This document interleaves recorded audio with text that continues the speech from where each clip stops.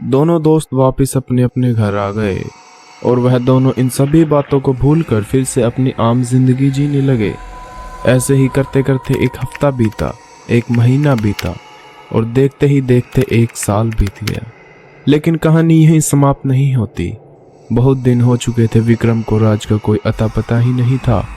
इसलिए विक्रम राज का पता करने के लिए उसके घर पहुंचा और उसकी माताजी से पूछा कि राज कहाँ है। उसकी माताजी ने जवाब दिया कि राज हमेशा के लिए अपनी नानी के यहाँ चला गया है। विक्रम को यह बात सुनकर बड़ी हैरानी हुई और वह बहुत ज्यादा उदास हो गया। विक्रम अब अपने आप को बहुत ज्यादा अकेला महसूस करने लगा। राज के जाने के बाद गांव में फिर से भूतों की बातें होने लगी। एक दिन गांव वालों को गांव के बीचों बीच एक सेठ की डेड बॉडी मिली जिसका सिर ही गायब था। उसके बाद चुड़ैल एक एक करके सभी को मारने लगी।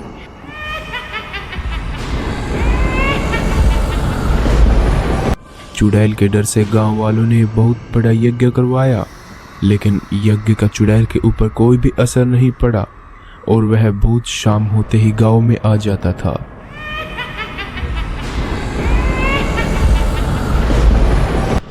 अब चुड़ैल से बचने का सिर्फ एक ही तरीका था कि गांव वाले शाम होते ही अपने घर में आ जाए, और गांव वालों ने ऐसा ही किया।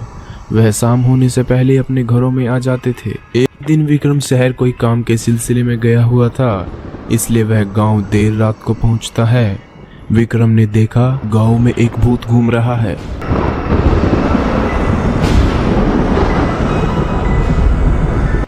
यह देखकर विक्रम बहुत ज्यादा डर गया और वह डर के मारी भागने लगा।